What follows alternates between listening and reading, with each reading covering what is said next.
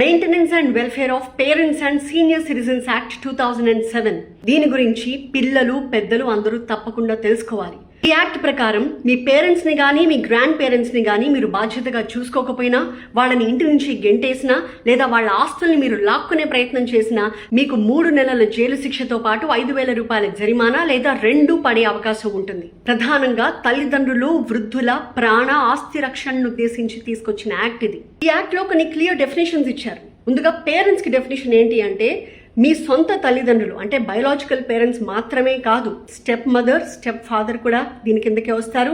అలాగే కొన్నిసార్లు పిల్లలు దత్తత వెళ్తూ ఉంటారు కదా, అలా ఎవరింటికి వెళ్తారో వాళ్ళ బాగోగులు ఎవరు చూసుకుంటున్నారో వాళ్ళు కూడా సీనియర్ సిటిజన్స్ కాకపోయినా కూడా వీళ్ళందరూ కూడా పేరెంట్స్ కేటగిరీ కిందకే వస్తారు. వాళ్ళని చూసుకోవడం పిల్లల బాధ్యత.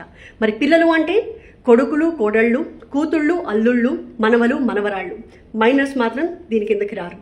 మరి కొంతమందికి పిల్లలు ఉండరు కదా, మరి వాళ్ళ విషయంలో ఎవరికైతే వాళ్ళ ఆస్తి వాళ్ళ తదనంతరం చెందుతుందని వీళ్ళు రాసి పెడతారో వాళ్ళకి వీళ్ళు బ్రతికున్నంత కాలం వీళ్ళ బాగోగులు చూసుకోవాల్సిన బాధ్యత ఉంటుంది. అలా చేయకపోతే వాళ్ళు కూడా శిక్షార్హులే అవుతారు. మెయింటెనెన్స్ అండ్ వెల్ఫేర్ యాక్ట్ అంటున్నాం కదా.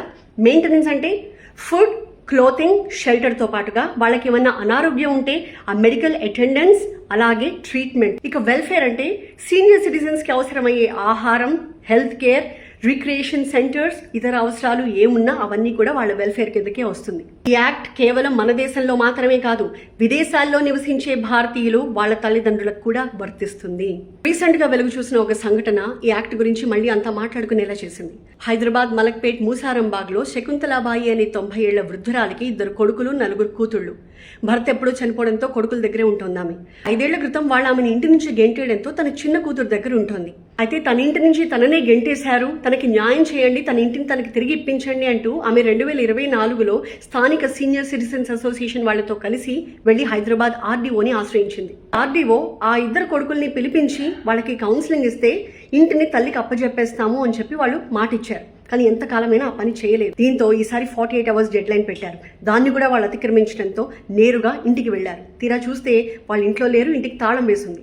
వెంటనే పోలీస్, మీడియా అండ్ లాయర్ సమక్షంలో ఆ ఇంటిని సీజ్ చేశారు, ఆ తల్లికి అప్పచెప్పేశారు. ఈ case maintenance and welfare of parents and senior citizens act 2007 పరిధిలోకి వస్తుందని, ఒకవేళ ఆమె కొడుకులు మళ్లీ వచ్చి ఏమైనా జోక్యం చేసుకుని ఇబ్బంది పెడితే ఈసారి వాళ్ళ మీద లీగల్ యాక్షన్ ఉంటుందని హెచ్చరించారు అధికారులు. సో పిల్లలు ఈ విషయాన్ని గుర్తిరిగి బాధ్యతగా వ్యవహరించాలి. అలాగే పెద్దలు తమ పిల్లల నుంచి ఇలాంటి చీత్కరింపుని, అవమానాలని ఎదుర్కోవాల్సిన పరిస్థితి వస్తే దయచేసి నీరు గారిపోకండి. మిమ్మల్ని రక్షించడానికి, కాపాడడానికి ఇలాంటి బలమైన ఆయుధాలున్నాయి, వాటిని వినియోగించుకోండి.